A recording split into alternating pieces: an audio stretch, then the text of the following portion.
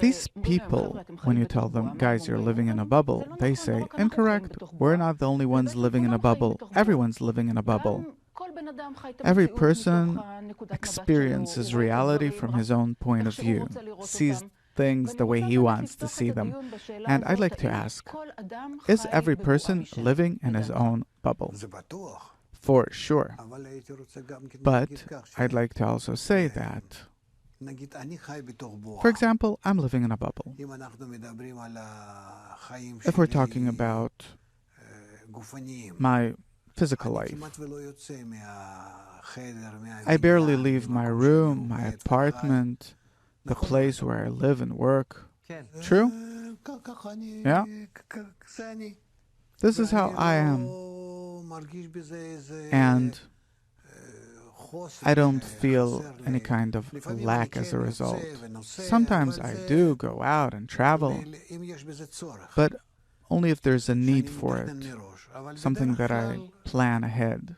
But usually, it's good for me to be inside my bubble, inside my own physical place, because by that I feel that I form and build the things that I can give and serve to my students, humanity, and so on.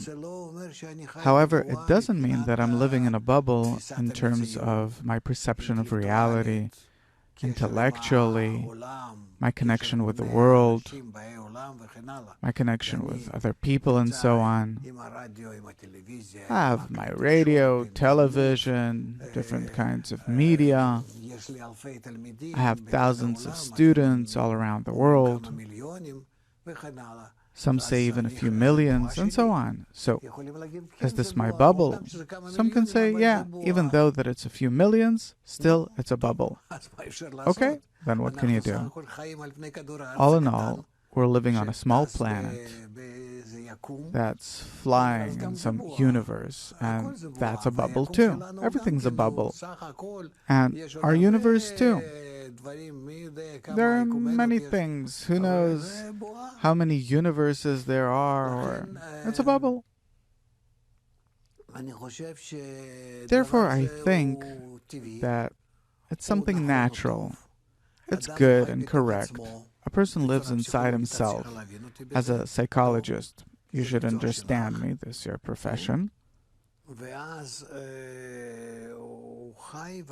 And so, of course, he lives in a bubble that he has shaped for himself.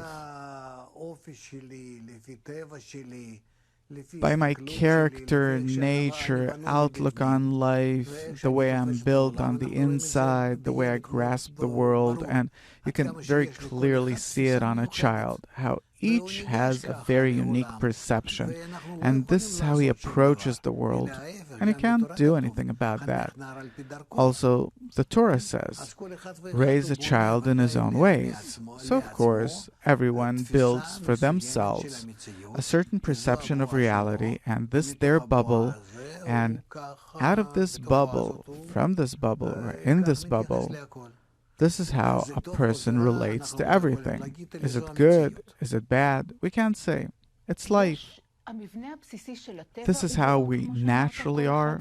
Everyone's living in a bubble.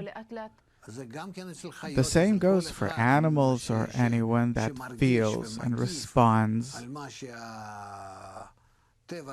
to how the surrounding nature influences him.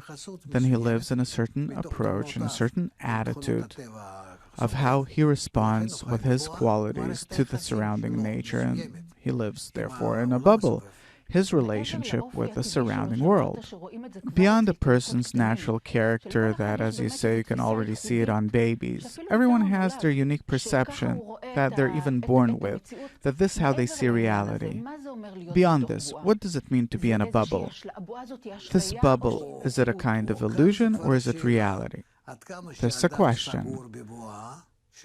To the measure to which a person's closed inside his bubble, not wanting to come out, and to the measure to which he's closed and is afraid of breaching these boundaries, or does he do it on purpose in order to research these things, to be more devoted to some ideal or goal, not wanting for certain opinions that he doesn't want to integrate with, for them to influence him or anything.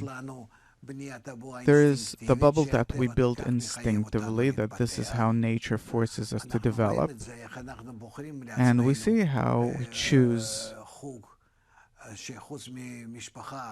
a certain circle of people for ourselves, that besides our family, our immediate family, we have friends and so on, especially people that have the same approach, attitude toward life as we do, towards challenges and so on. And this is how we live. And also all of humanity lives in a kind of bubble. We live on a small planet that's moving very quickly through the universe.